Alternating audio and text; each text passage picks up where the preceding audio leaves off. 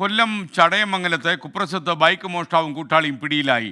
Jawahar junction സ്വദേശി മുഹമ്മദ് താരിഖ്, അഞ്ചാലമൂട്ടിലെ പ്രവീൺ എന്നിവരാണ് ഇപ്പോൾ പോലീസ് പിടിയിലായിരിക്കുന്നത്. 30ഓളം കേസുകൾ പ്രതിയാണ് താരിഖ്. വി ജയശങ്കർ വിവരങ്ങളുമായി ചേരുന്നു. ജയശങ്കർ, പറയൂ ഈ മോഷ്ടാക്കളുടെ വിശദാംശങ്ങൾ.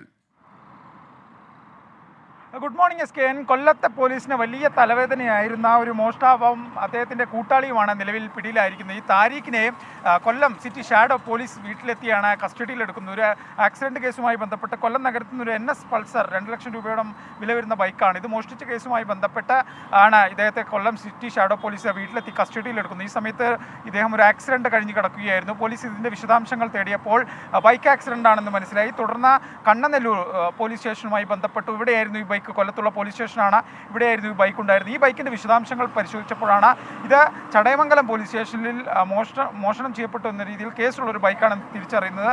അങ്ങനെ എന്തായാലും താരീഖിനെയും കൂട്ടുപ്രതിയെയും നിലവിൽ ചടയമംഗലം പോലീസിന് കൈമാറിയിട്ടുണ്ട്. ഇദ്ദേഹം, ഈ താരീഖ് എന്ന് പറയുന്ന ആൾ 30ഓളം കേസുകളിൽ പ്രതിയാണ്. മോഷണവും മയക്കുമരുന്ന് ഉൾപ്പെടെ ഗുരുതരമായ കേസുകളിൽ പ്രതിയാണ്. എന്തായാലും ഇവർ പ്രദേശത്ത്, കൊല്ലം ജില്ലയിലും പ്രദേശത്തുമായി നിരവധി മോഷണ കേസുകൾ നടത്തിയെന്ന് തന്നെയാണ് പോലീസ് പറയുന്നത്.